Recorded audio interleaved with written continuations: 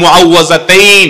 মুআওয়াযাতাইন মানে হলো যেই দুইটা সূরা দিয়ে আল্লাহর কাছে আশ্রয় চাওয়া হয়, আল্লাহর কাছে অ্যাপ্লিকেশন, বিপদে আপদে অসুখে বিসুখে মুসিবতে আল্লাহর কাছে মহান রবের কাছে আশ্রয় চাওয়ার সূরা হলো এই দুইটা সূরা। এইজন্য এগুলোকে বলা হয় মুআওয়াযাতাইন। মুআওয়াযাতাইন শব্দের অর্থই হলো আল্লাহর কাছে যে সূরা দিয়ে আশ্রয় চাওয়া হয়, সেটা হলো সূরা ফালাক আর সূরা নাস। আপনার যদি কোনো বিপদ হয়, আজকে অনেক ভাই প্রশ্নে লিখেছেন, অনেক সময় মানুষ বলে ভাই আমার বাচ্চাটার এই সমস্যা, আমার ওই ওয়াইফের এই সমস্যা, আমার স্বামীর এই সমস্যা, আমার এই সমস্যা, আমরা আল্লাহর কাছে আশ্রয় চাইতে জানি না। আজকে শিখে যান, আপনি কোন আলিমের কাছ থেকে দোয়া দুরুদ পড়িয়ে নিতে পারেন, পানি পড়া নিতে পারেন, তেল পড়া নিতে পারেন, শরীরে ফু দিয়ে নিতে পারেন, এগুলো জায়েজ। রুকিয়া ঝাড়ফুঁক বলে এগুলোকে, কোরআন আয়াত দিয়ে এগুলো করলে অসুবিধা নেই ঝাড়ফুঁক করা। কিন্তু আপনারা যারা এখানে আছেন সবাই এই আমলটা করতে পারেন। সেটা কি? সূরা ফালাক এবং সূরা নাস আপনারা ঠিকমতো পড়বেন। দেখেন আপনার বাচ্চার কোনো অসুবিধা হয়েছে, আপনি নিজে পড়বেন। কোনো হুজুরি দিয়ে করাতে পারলে ভালো।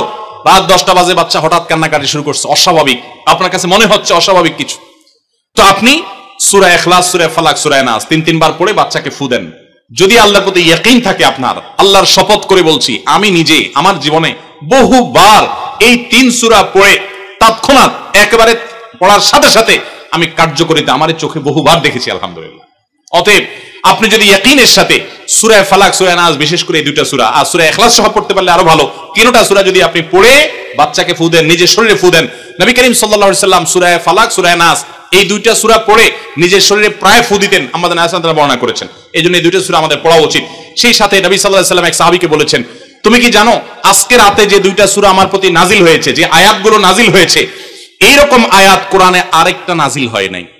গোটা কোরআনে অন্য কোন সূরা, অন্য কোন আয়াত এরকম না, এগুলোর সমকক্ষ না। এরকম বিশেষ ফজিলতপূর্ণ আয়াতগুলো অর্থাৎ সূরা ফালাক, সূরা নাস আজকে রাতে নাজিল হয়েছে, নবী সাল্লাল্লাহু আলাইহি ওয়াসাল্লাম এক সাহাবীকে বলেছেন।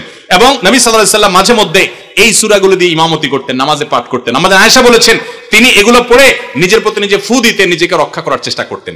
এই দুইটা সূরা নাজিল হওয়ার যে প্রেক্ষাপট, সেই ঘটনা শুনলে আমাদের ঈমান আরো বেড়ে যাবে ইনশাআল্লাহ। নবী সাল্লাল্লাহু আলাইহি ওয়াসাল্লাম একবার অসুস্থ হয়ে পড়েছেন এবং অসুস্থতাটা এত মারাত্মক ছিল যে আমাদের আয়েশা রাদিয়াল্লাহু আনহা বলেছেন অনেক কাজ তিনি করেন নাই, অথচ তিনি বলতেন তিনি করেছেন, মানে তার মনে হতো তিনি করেছেন।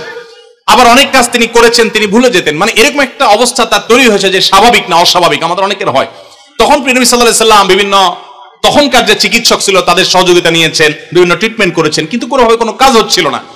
আল্লাহ রাব্বুল আলামিন তার নবী সাল্লাল্লাহু আলাইহি ওয়াসাল্লামের চিকিৎসার জন্য 2 জন ফেরেশতা পাঠিয়েছেন।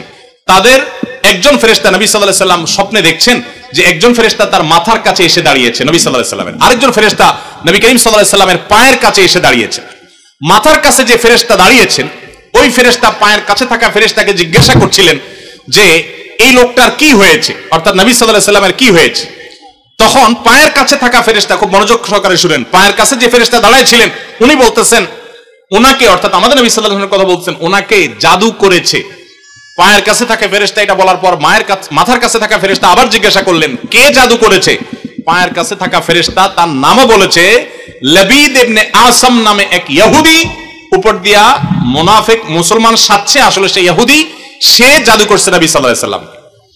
এটা বলার পর আবার মাথার কাছে ফেরেশতা জিজ্ঞাসা করলেন জাদুটা কোথায় আছে, কিভাবে করেছে। তখন বলা হলো যে চুলে জাদু করেছে, জাদুর মন্ত্র পড়ে চুলে গিরা দিয়েছে, গিরা দিয়ে জাদু করেছে।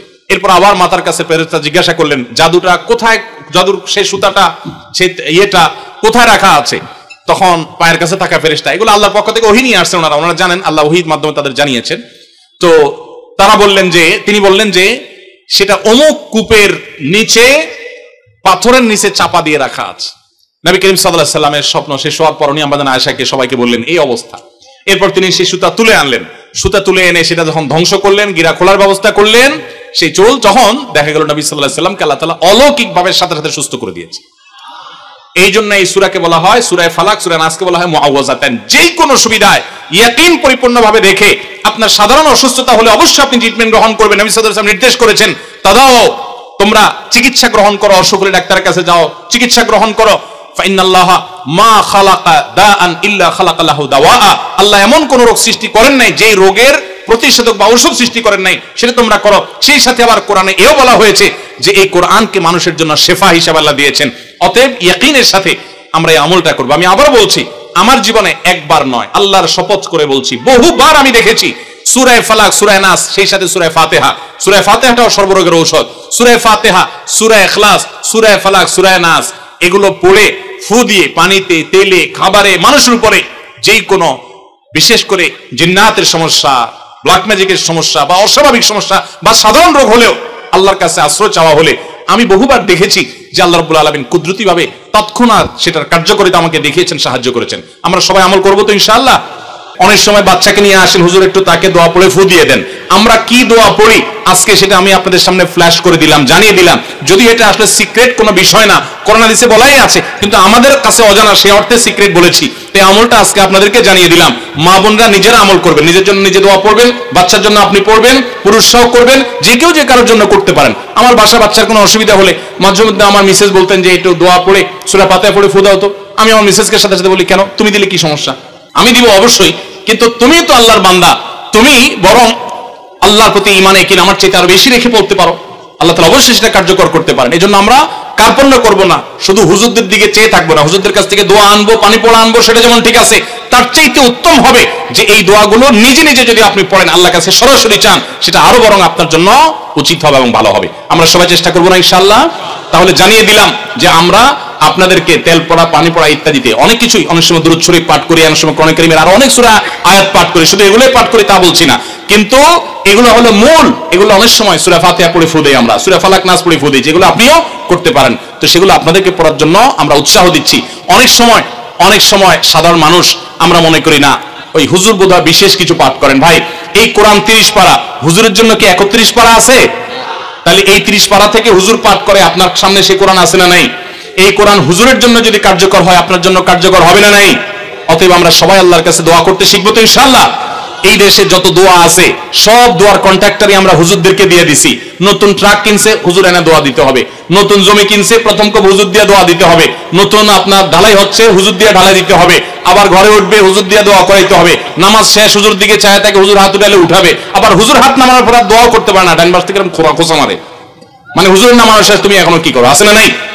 আমরা আল্লাহর কাছে নিজে নিজে চাওয়া শিখবো কি শিখবো না বলেন?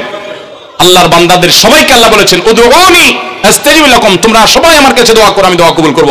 অতএব আল্লাহর কাছে দোয়া করতে শিখবে তো ইনশাআল্লাহ। সূরা ফালাক, সূরা নাস, এগুলো আল্লাহর কাছে আশ্রয় চাওয়ার দোয়া। ভাইরা আমার, ঘরে ঘরে জিন্নাতের সমস্যা, ব্ল্যাক ম্যাজিকের সমস্যা আমরা ফিল করি না, অনুভব করি না। আর রক্ষার উপায় হলো এই দুইটা সূরা। স্বয়ং আল্লাহর নবীকে আল্লাহ তাআলা প্রতিষেধক দিয়েছেন, আমাদের জন্য একটা প্রতিষেধক। আমরা আমল করব তো সবাই ইনশাআল্লাহ? ভাইরা আমার, সূরা ফালাক, সূরা নাস, এগুলোর কথা আমরা জানলাম। যখনই কোনো সমস্যা হবে, বিশেষ করে যে বললাম সকাল সন্ধ্যা যদি তিনবার পড়েন, রাতের সবসময় পড়েন, ইনশাআল্লাহ কোনো কিছুতে আপনার ক্ষতি করতে পারবে না। বিশেষ করে ব্ল্যাক ম্যাজিক এবং সেহের থেকে কেউ আপনাকে যেন করতে না পারে, জাদু, কালো জাদু, কেউ যেন আপনার জিনে যেন কোনো ক্ষতি করতে না পারে। এই সূরাগুলো আপনি স্ট্রংলি প্রতিদিন আমল করবেন, ইনশাআল্লাহ দুর্গের মতো আপনি হেফাজত হয়ে যাবেন। আল্লাহ আমাদের সবাইকে আমলের তৌফিক দান করুন। আমরা এই সূরাগুলোর তরজমা করে শেষ করছি। কুল আউযু বিরাব্বিল ফালাক। কুল আউযু বিরাব্বিল ফালাকের অর্থ হলো, কুল মানে ওই যে বলুন, কুল ভিতর থেকে বলতে হবে, কুল বলুন হে রাসূল, আউযু বিরাব্বিল ফালাক, আমি আশ্রয় চাই। ফালাক মানে সকাল, প্রভাত এবং সকালের যে রব, পালনকর্তা, তার কাছে আমি আশ্রয় চাই। মিন শাররি মা খালাক, তিনি যা সৃষ্টি করেছেন, তিনি উপকারী জিনিস সৃষ্টি করেছেন, অনেক ক্ষতিকর জিনিস সৃষ্টি করেছেন, কখনো আমাদের পরীক্ষার জন্য, বা সেটারও অনেক উপকারিতা বা সেটার অনেক রহস্য আছে। তার যত সৃষ্টি আছে, তার কোন সৃষ্টি যেন আমার ক্ষতি করতে না পারে, সেজন্য আমি তার কাছে আশ্রয় চাই। কুল আউযু বিরাব্বিল ফালাক, হে রাসূল বলে দিন, আউযু মানে আমি আশ্রয় চাই, বিরাব্বিল ফালাক মানে সকালের রবের, সকালের পালনকর্তার কাছে। কোত্থেকে আশ্রয় চাই?